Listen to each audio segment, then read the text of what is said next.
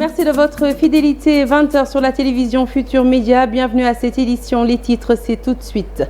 Mouvement d'humeur des transporteurs le 17 janvier prochain. Une grève générale pour manifester leur désaccord au lendemain des décisions entérinées par le gouvernement pour réduire l'ampleur des accidents de la circulation.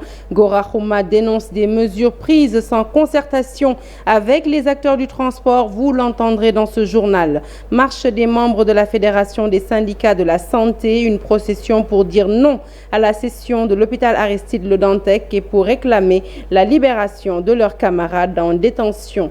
La panne du scanner de l'hôpital Dalal Diam est due à une défaillance dans la distribution électrique, mise au point faite par le directeur de l'établissement après que la presse a révélé la mort de 76 patients en attente d'une consultation dans le service d'imagerie. Moussa Sam Daf réclame la mise en place d'un groupe électrogène pour éviter à l'avenir ces incidents. Et puis CHAN 2023.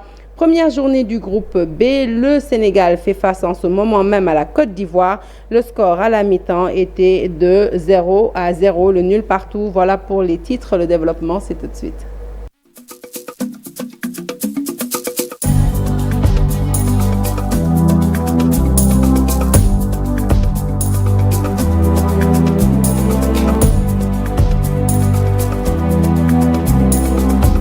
Bonsoir à toutes et à tous. Je vous l'annonce donc tout de suite en titre. Grève des transporteurs le 17 janvier prochain. C'est pour dénoncer les mesures prises par le gouvernement pour lutter contre les accidents de la circulation. Gora Khouma et ses camarades dénoncent des restrictions trop sévères et prises sans consultation préalable avec les acteurs. Pour l'heure, tous les véhicules sont immobilisés. Le temps d'organiser la riposte à cette décision des autorités, je vous propose de l'écouter.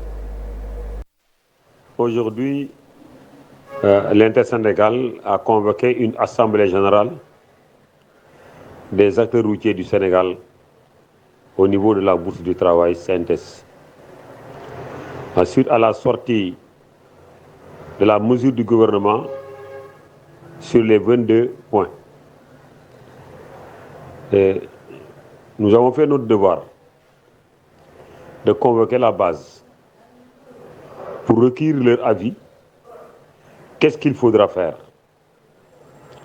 Nous avons eu la réponse de la base que l'intersyndicale est ouvert pour des discussions devant l'autorité.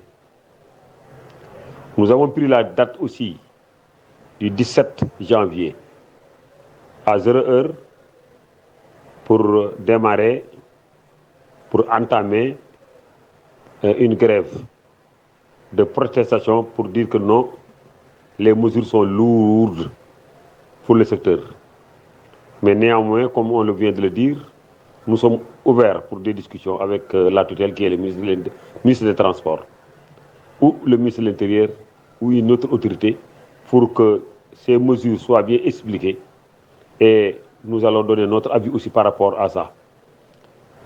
Nous cherchons des échanges entre l'autorité et le secteur.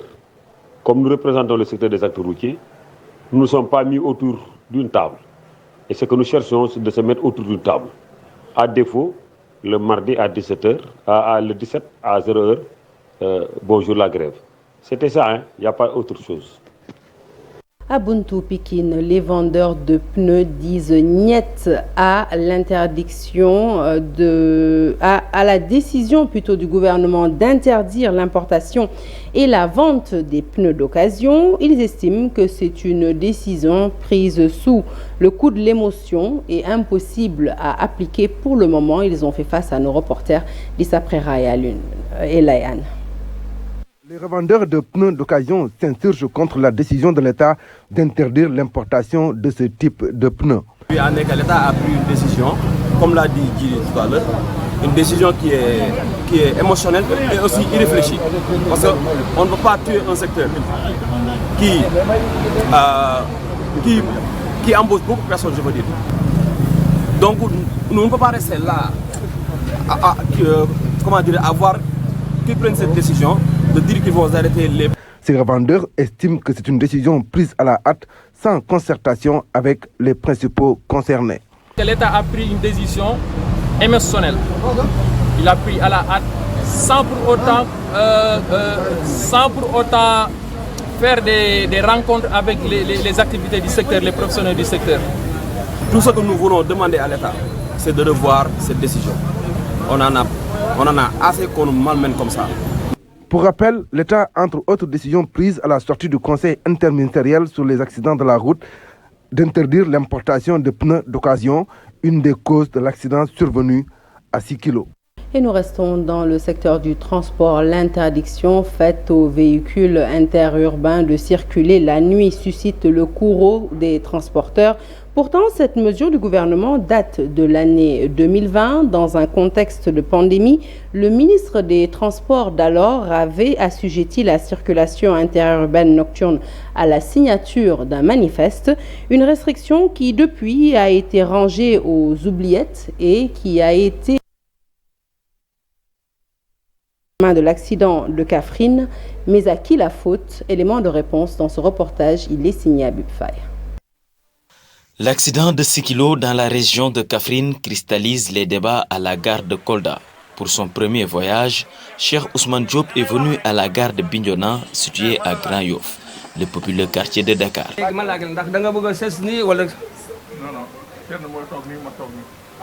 Après quelques formalités, ce voyageur reçoit en retour un ticket d'embarcation, même si aucune information n'est prise sur son identité.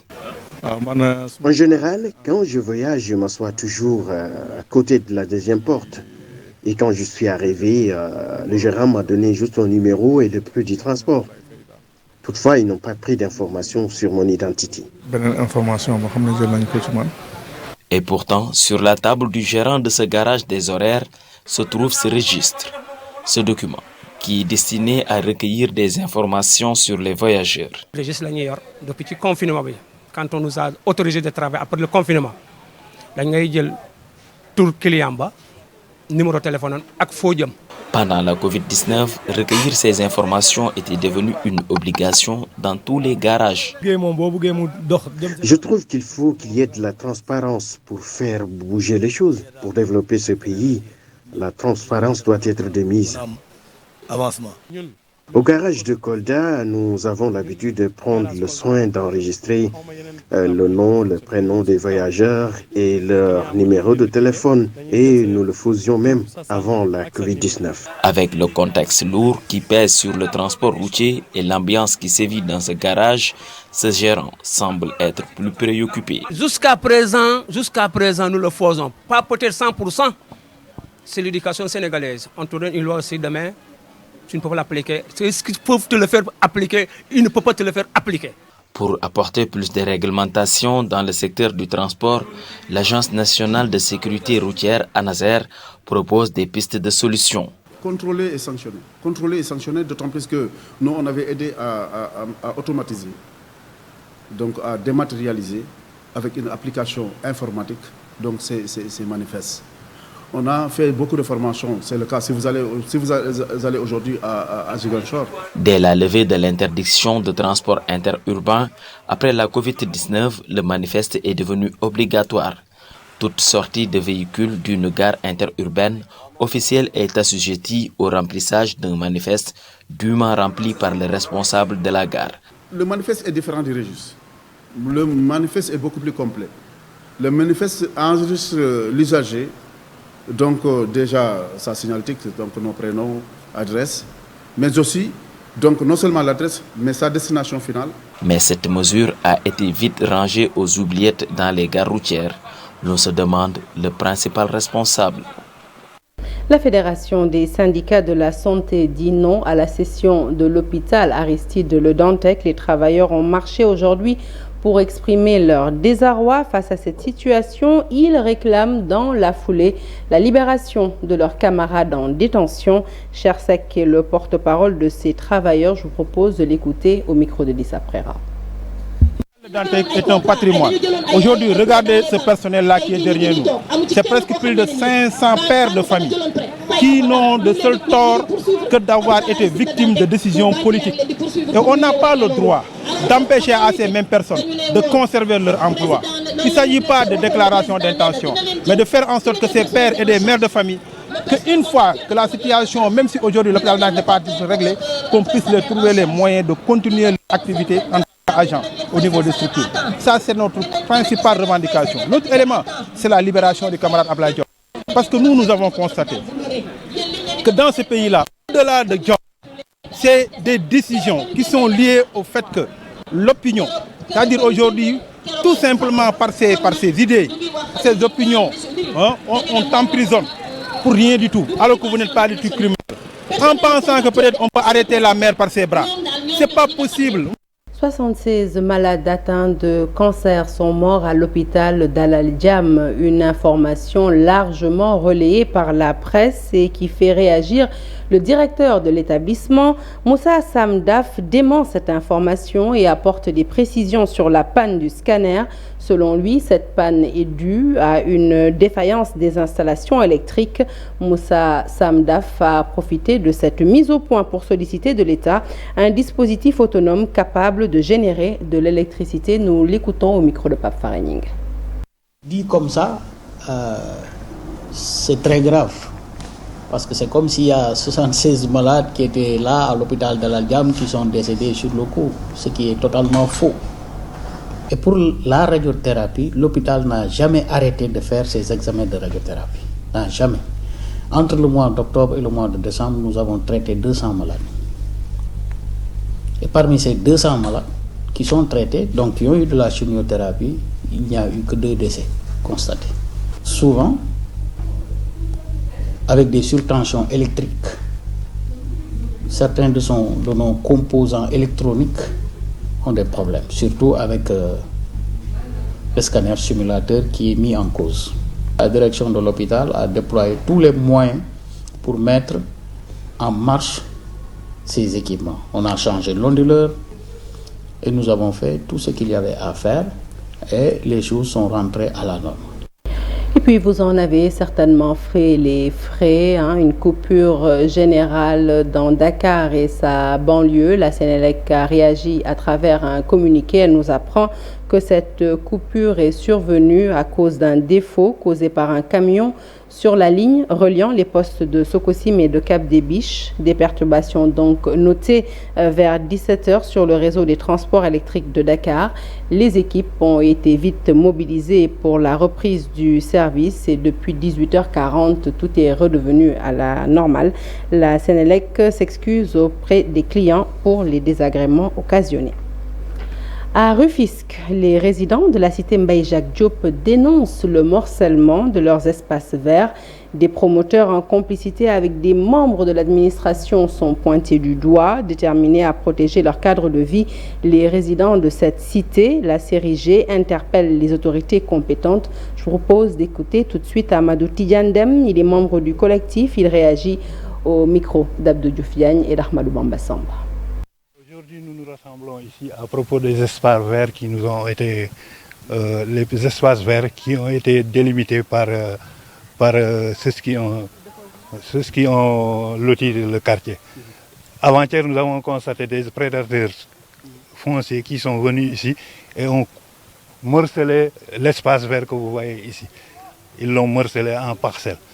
Et en dehors de cette parcelle-là, il y a la mosquée aussi qu'ils ont dénoncée, qu'ils ont loti.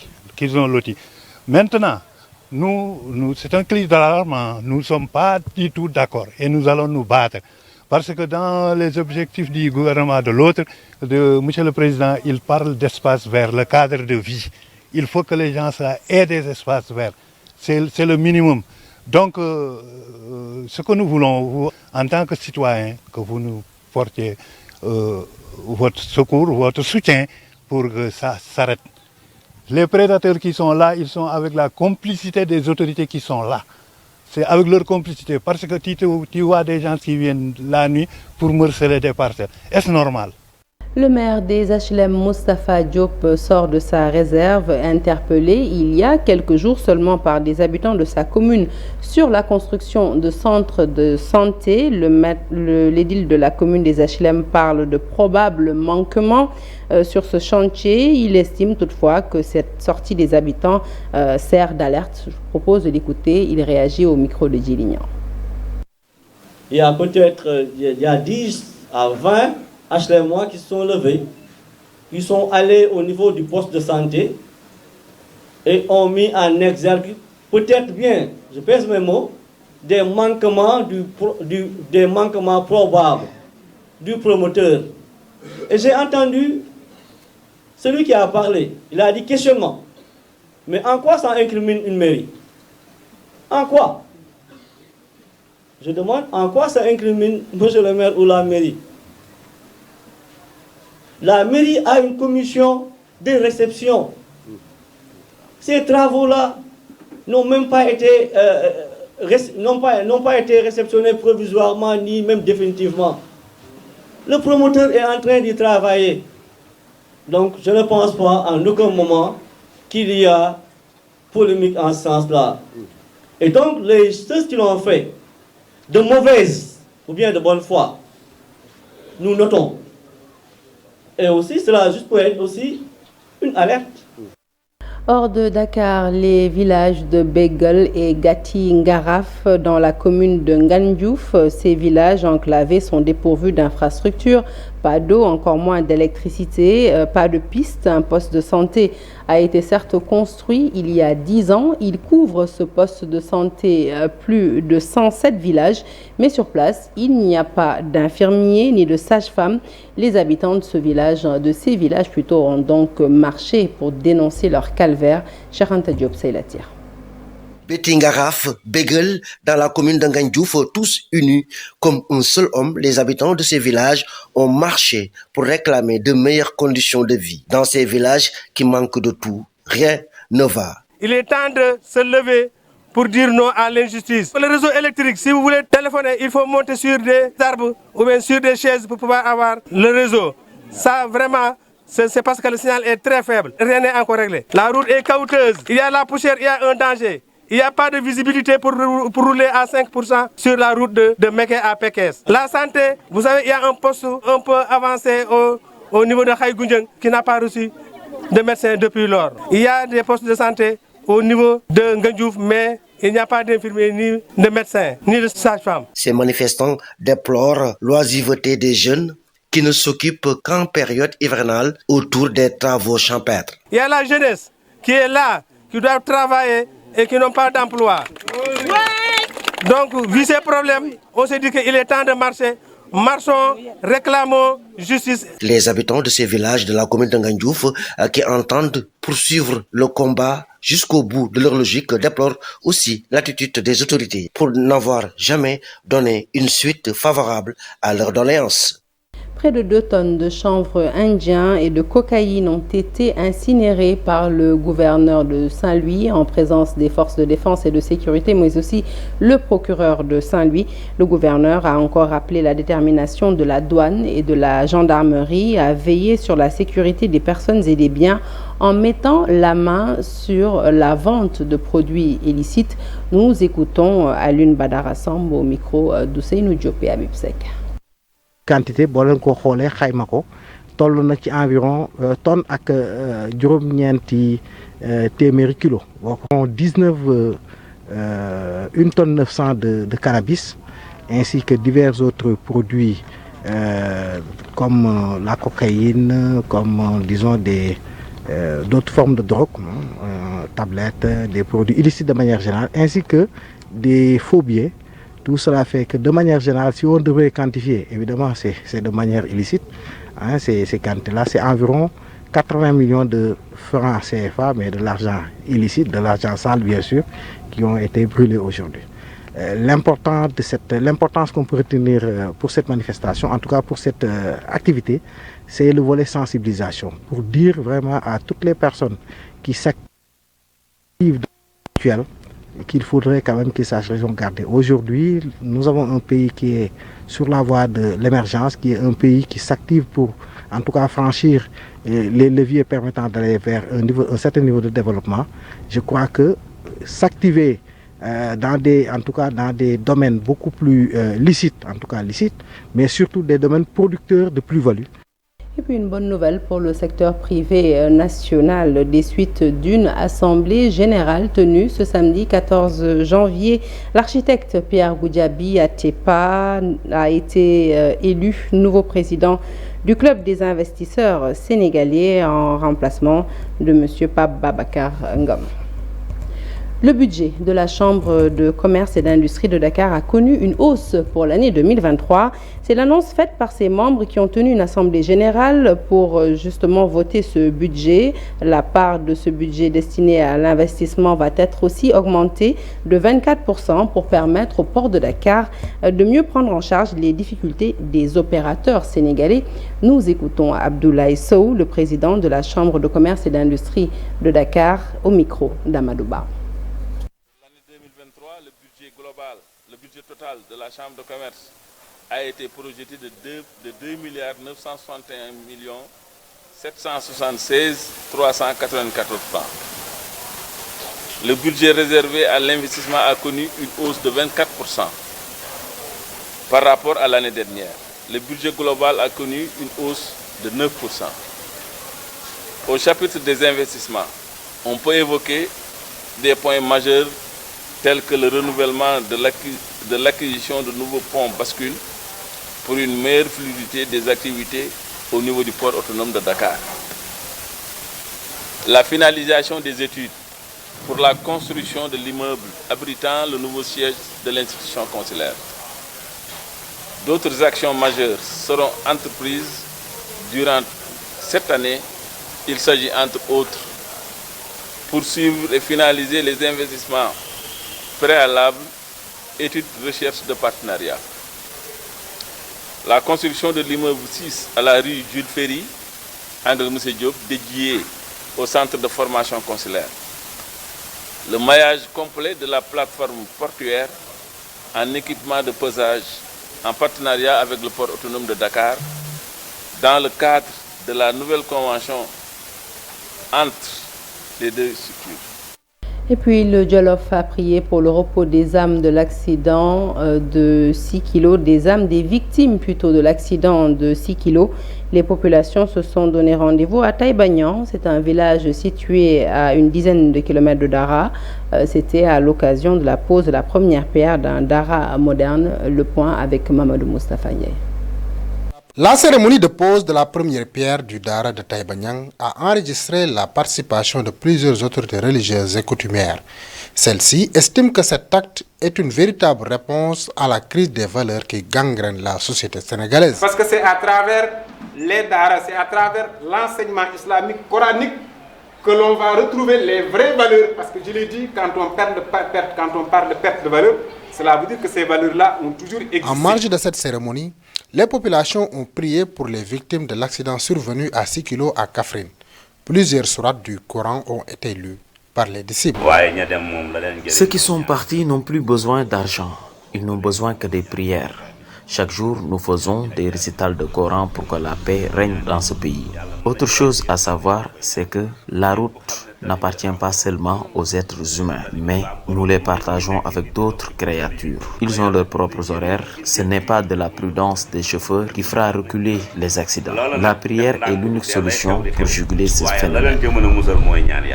L'initiative d'ériger un Dara moderne à Taïba s'inscrit dans la dynamique de perpétuer l'œuvre du fondateur de Taïbagnan, El Hadj Ousmane Niang, un érudit de l'islam qui a beaucoup œuvré pour l'enseignement du Saint-Coran et le respect des préceptes de l'islam dans le Jolof. Nous avons procédé à la pose de la première pierre du Dara moderne de Taïbagnan qui a été construit en zinc.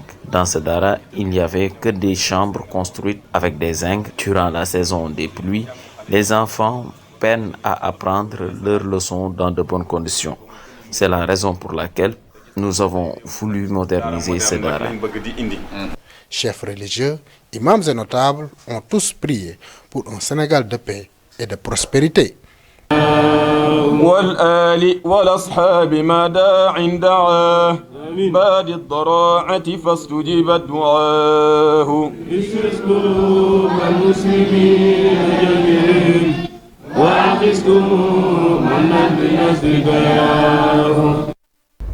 Actualité sportive, c'est naturellement avec le CHAN, première journée du groupe B. Le Sénégal fait face en ce moment même à la Côte d'Ivoire. Le score à la mi-temps était de 0 but partout, un score qui n'a pas encore évolué. Un peu plus tôt dans la journée, toujours dans ce groupe B, la République démocratique du Congo et l'Ouganda ont également fait un match nul blanc.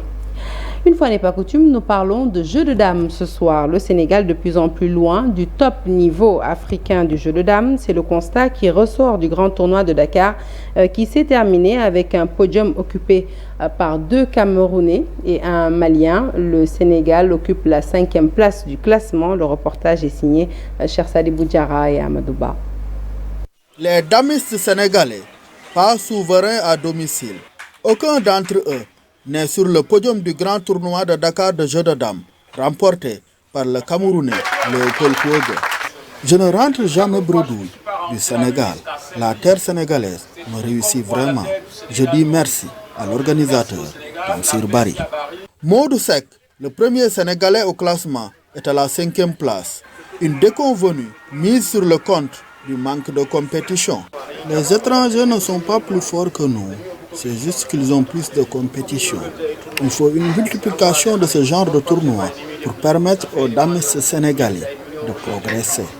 Je demande plus d'aide à Tamsir Bari. Ces tournois peuvent nous permettre de réduire le gap entre nous et les étrangers. Un fait que ce tournoi vise à corriger. Alors ce que moi je voudrais à travers ces tournois que j'organise, c'est que les joueurs retrouvent la main et que nous retrouvions notre place au niveau africain et au niveau mondial. Je crois que j'ai maintenant une vision plus claire de là où je dois aller. On va donc essayer d'officialiser ces tournois-là. Donc, et en 2024, si Dieu nous prête vie, on va donc élargir ce tournoi donc, à des compétences étrangères, donc telles que des Européens, d'autres Africains et des Sénégalais. Une World Cup, exactement. Léopold Kouogue, vainqueur du tournoi, remporte un gain d'1 million de francs CFA. Son compatriote et dauphin, Jean-Marc Ndiofang, touche 800 000 francs. Le Malien Moussa Koulibaly, 3e au classement, touche lui 600 000 francs. Et après le football, le jeu de dames, l'athlétisme avec la 4e édition du banlieue sprint qui a vécu aujourd'hui au monument de la Renaissance, une initiative de l'ancienne sprinteuse sénégalaise Gnima Faye dans le but d'aider justement la Fédération sénégalaise d'athlétisme à détecter de futurs sprinteurs et le compte-rendu est toujours signé Chersadi Boudjara et Amadouba. Détecter de futurs talents pour le sprint sénégalais. C'est l'ambition de Banlieue Sprint qui est à sa 4e édition. Une réussite au regard de la présence massive des enfants. Le but c'est de regrouper tout le monde. Là aujourd'hui, je suis tellement heureux d'accueillir les jeunes Lyonnais qui ont participé. Donc c'est un grand plaisir. Et là ça commence à prendre forme de jour en jour et les gens commencent à connaître Banlieue Sprint. Donc je suis contente. Personnellement, quand j'ai commencé ma carrière, mes parents ne m'accompagnaient pas au stade. Donc c'est important que les parents nous accompagnent sur le terrain. C'est pour ces raisons-là, à chaque fois, que j'inclus les parents, qu'elles viennent participer un moment avec leurs enfants. Donc les enfants courent et nos mamans, elles font marche rapide et nos papas aussi. En même temps, ça nous permet aussi, la fédération et autres, qu'on puisse détecter les jeunes. Comme au Sénégal, nous, on égorge pas mal de talents. Ça me permet de voir les vrais talents cachés. Une initiative vue d'un bon œil par la Fédération sénégalaise d'athlétisme en quête de bons représentants au JOJ Dakar 2026. Que cela qui tienne. Aujourd'hui, il faut aller dans le sens de la formation des jeunes. Parce que nous sommes à l'approche des JOJ 2022. Vous n'êtes pas sans savoir qu'il nous faut vraiment énormément d'efforts pour réussir le pari de la participation. Aujourd'hui, sur le plan de l'organisation, donc l'État est en train de faire ce qu'il peut avec les organisations internationales. Mais à notre niveau, en interne, je pense que des efforts doivent être consentis pour que vraiment tous les jeunes qui se trouvent au niveau des régions, de toutes les régions du Sénégal, puissent être repérés, encadrés, mobilisés, pour qu'on leur permette vraiment d'avoir des séances de formation en stage, pour les permettre d'avoir une participation honorable. Parce que le jour où on ratera ce coche, je pense qu'on va faire une participation piètre. Et ça, ce n'est vraiment déshonorable pour le pays, pour le Sénégal. La banlieue sprint 2023, outre les épreuves de course, a été agrémentée par des démonstrations de basketball et de pas de danse, au bonheur des enfants. Juste avant de se quitter, le Sénégal vient d'obtenir un pénalty face à la Côte d'Ivoire dans cette compétition du CHAN. Espérons que nos Lions vont concrétiser ce pénalty. Voilà qui met fin à ce journal que je suis ravie de vous avoir présenté. Mais vous pouvez le suivre en replay sur toutes nos plateformes digitales. Excellente suite de programmes sur la télévision Futur Média. Bon samedi et excellente soirée.